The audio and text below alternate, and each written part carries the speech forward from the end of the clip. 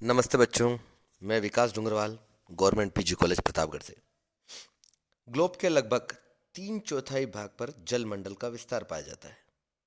समस्त ग्लोब का क्षेत्रफल 50.995 करोड़ वर्ग किलोमीटर है, जिसके 36.106 करोड़ वर्ग किलोमीटर क्षेत्रफल 71% 71% पर जलमंडल का तथा 14.889 करोड़ वर्ग किलोमीटर यानी 29% पर स्थल मंडल का विस्तार पाया जाता है। स्थल महासागरों की औसत गहराई 3,800 मीटर तथा स्थल की औसत ऊंचाई 840 मीटर बताई जाती है। स्थल की ऊंचाई तथा महासागरों की गहराई को उच्चता मितीय वक्र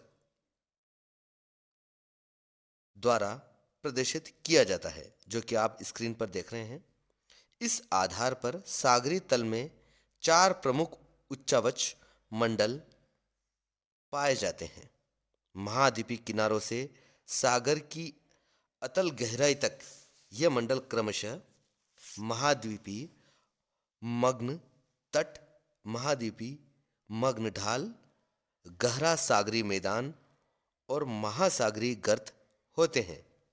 सबसे पहले आज अपन बात करेंगे महाद्वीपीय मग्न तट। महाद्वीपों का किनारे वाला वह भाग जो कि महासागरीय जल में डूबा रहता है, उस पर जल की औसत गहराई 100 फेदम, 1 फेदम इज इक्वल टू 6 फीट तथा ढाल 1 डिग्री से 3 डिग्री के बीच होता है। महाद्वीपीय मग्न तट कहलाता है। मग्न तटों की चौड़ाई पर तटीय स्थलीय उच्चावच का नियंत्रण रहता है। जहां पर तट से लगे उच्च पर्वतीय भाग होते हैं, वहां पर मग्न तट सक्रिय होते हैं। उदाहरण के लिए दक्षिण अमेरिका का प्रशांत महासागरीय मग्न तट एंडीज के कारण सकरा हो गया है। इसके विपरीत जहां पर स्थलीय तटवर्ती भाग मैदानी होते हैं, वहां पर मग्न तट अधिक विस्तृत देखे गए हैं, परंतु मिसिसिपी के मुहाने पर मग्न तट अपवाद स्वरूप सकरा है। सामान्य रूप से मग्न तटों की औसत चौड़ाई 48 किलोमीटर या 30 मील होती है। शेपर्ड महोदय ने मग्न तटों की औसत चौड़ाई 42 मील यानी 67.2 किलोमीटर तथा गहराई 72 फैदम बताई है। दक्षिण अमेरिका का प्रशांत महासागरीय मग्न तट 10 मील 16 किलोमीटर, उत्तरी अमेरिका के पूर्वी तट पर 60 से 75 मील 96 से 120 किलोमीटर, पूर्वी द्वीप समूह में कई सौ मील, आर्कटिक सागर में 100 से 300 मील लगभग 160 से 480 किलोमीटर चौड़े मग्न तट मिलते हैं।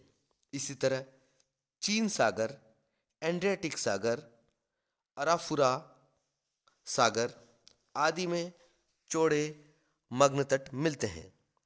समस्त महासागरीय नीतल के क्षेत्रफल के 8.6% भाग पर मग्न तट पाए जाते हैं। अटलांटिक महासागर के पूर्ण क्षेत्रफल के 13.3% भाग पर, प्रशांत महासागर के 5.7% भाग पर तथा हिंद महासागर के 4.2% भाग पर मग्न तट मिलते हैं। मग्न तट की उत्पत्ति।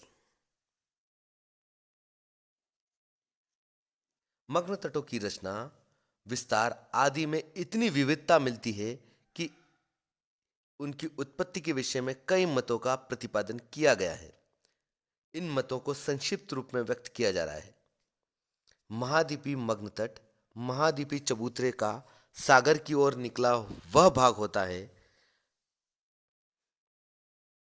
जो सागरी तरंगे अपर्दन द्वारा विस्तृत प्लेटफॉर्म का निर्माण करती हैं, जिस पर नदियों तथा तरंगों द्वारा निक्षेप होने लगता है।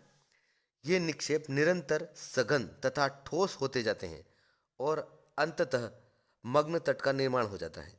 इस तरह से बने मग्न तट अधिक विस्तृत नहीं हो सकते। कुछ विद्वानों के अनुसार मग्न तटों का निर्माण मात्र नदियों द्वारा लंबे समय तक निक्षेप होते रहने से होता है। जिस भाग में सागरी दशाएं शांत होती है, निक्षेप अबाध गति से चलता रहता है। मलबे के भराव के कारण मग्न तट की तली धंसती जाती है और उस पर और अधिक मलबा जमा होता रहता है। इस तरह के निर्मित मग्न तट रचनात्मक कहे जाते हैं तथा विस्तृत होते हैं। तीसरा, महाद्वीपों तथा महासागरीय तली से उठने वाली संवहनी तरंगें महाद्वीपों तथा महासागरों के मिलन स्थान पर मिलकर नीचे की ओर चलती हैं। इस कारण संपीड़न होने से महाद्वीपीय किनारा अवतलित हो जाता है और मग्न तटों का निर्माण होता है। चौथा, कभी कभी महाद्वीपों के किनारों पर समानांतर घर्षण की क्रिया होती है, जिस कारण लंबी लंबी दरारें पड़ जाती हैं। परिणाम स्वरूप महाद्वीपीय किनारों का भाग धसक जाता है तथा जलमग्न होकर मग्न तट का रूप ग्रहण करता है। सोपानी घर्षण द्वारा भी बने मग्न तट के उदाहरण देखने को मिलते हैं। पांचवा, सागर तल में गिरावट के कारण अपरदन से बने मग्न तटों के उदाहरण अधिक मिलते हैं। डेली महोदय के अनुसार प्लिस्टोसिन युग में हिमकाल के समय सागर तल में 38 फेदम की गिरावट हो गई। परिणाम स्वरूप महाद्वीपों के किनारे के सहारे स्थल जलमुक्त हो गए, जिन पर हिमानी अपरदन के कारण विस्तृत चबूतरों का निर्माण हो गया। जब हिम चादरें पिघलने लगी तथा हिमकाल का अवसान होने लगा तो सागर तल पुनः ऊपर उठ गया, जिस कारण स्थलीय चबूतरे जलमग्न हो गए और विस्तृत जलमग्न तटों का विकास हो गया। छठा, कुछ विद्वानों के अनुसार जहां पर सागरी तरंगे अधिक वेगवती तथा सक्रिय होती हैं, वहां पर तटीय भाग का अपघर्षण द्वारा विधिवत अपरदन होता है, जिस कारण तट पर क्लिफ का निर्माण होता है। धीरे धीरे क्लिफ के आधार पर अपरदन बढ़ता जाता है, जिस कारण क्लिफ के आधार पर अधः कर्तन के कारण क्लिफ पीछे हटती हैं। परिणाम स्वरूप विस्तृत प्लेटफॉर्म का निर्माण हो जाता है, जिस पर सागरी जल का प्रसार होता रहता है। इस तरह मग्न तट बन जाते हैं। सातवां, कभी कभी महाद्वीपीय भाग में सागर की ओर सामान्य झुकाव के कारण धरातलीय भाग पर सागरी जल के फैल जाने से भी मग्न तट बन जाते हैं। भारत के मग्न तटों की उत्पत्ति विभिन्न स्थानों पर भिन्न भिन्न रूप में हुई है। गंगा, गोदावरी, कृष्णा तथा कावेरी नदियों के मुहाने के सामने मग्न तटों का निर्माण डेल्टा जमाव के कारण हुआ है। मिदिनापुर से मदुरा तक मग्न तट का निर्माण तलछटीय जमाव तथा धसाव के कारण अंडमान निकोबार, लक्षद्वीप, मिनिकॉय, अमीन द्वीप, लंका तथा भारत के मध्य पाक जलडमरू तथा मन्नार की खाड़ी के मग्न तट प्रवाल के जमाव के कारण तथा पश्चिमी मग्न तट भ्रषण के कारण बने हैं। भारत के मग्न तट 100 फेदम की समोच्च रेखा मग्न तट की सागर की ओर की अंतिम सीमा निर्धारित करती हैं। पूर्वी तट पर मग्न तट की औसत चौड़ाई 50 किलोमीटर है, जो कि पश्चिमी तट के मग्न तट की 1/3 ही है। स्पष्ट है कि पश्चिमी मग्न तट पूर्वी तट की अपेक्षा अधिक चौड़े हैं।